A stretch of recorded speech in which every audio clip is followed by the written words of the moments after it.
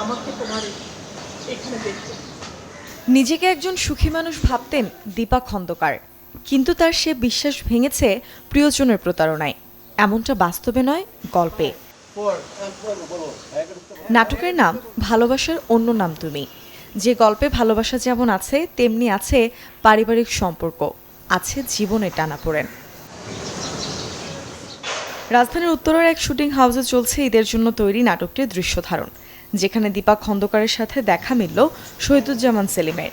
শুটিংয়ের ফাঁকে অভিনেত্রী শোনালেন তার চরিত্রের গল্প। চরিত্র নিয়ে বলবো না, কারণ এটা হচ্ছে নাটকের সিক্রেট।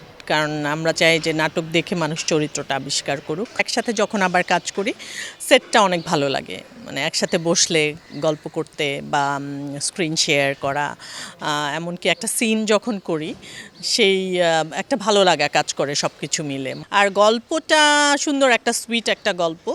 এবার নগদে পাচ্ছেন হেলিকপ্টার অফার, তাই কেনাকাটার পেমেন্ট নগদে করুন আর বুঝে নিন ২০০০ টাকারও বেশি ক্যাশব্যাক সহ হেলিকপ্টার রাইড। পেমেন্ট শুরু করুন আজই। আমার কাছে মনে হয় দর্শকের ভালো লাগবে। দীপা খন্দকার, শহীদুজ্জামান সেলিমের পাশাপাশি ভালোবাসার অন্য নাম তুমি নাটকে আরও অভিনয় করেছেন ডলি জহুর, রিচি সোলাইমানের মতো শিল্পীরা।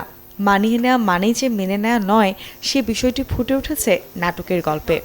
যাদের কাজ করেছে আগে, যাদের চিনি, যাদের সঙ্গে বড় আগের করা পুরনো মানুষ, তাদেরগুলো মানে স্টাবলিশড যাদের ইউনিট, তাদের সঙ্গে কাজ করতে পছন্দ হয়। চয়নিকার ডিরেকশন স্বাভাবিক, ওর নাটক তো নর্মালি করতে হয় আর কি। ও যখন জোর করে বা বলে, করি না করি না। যে আমার যে চরিত্রটা এখানে, এই মেয়েটা হচ্ছে একজন শিক্ষিকা এবং তার শাশুড়ির সাথে তার একটা অদ্ভুত রকমের বন্ধুত্ব রয়েছে।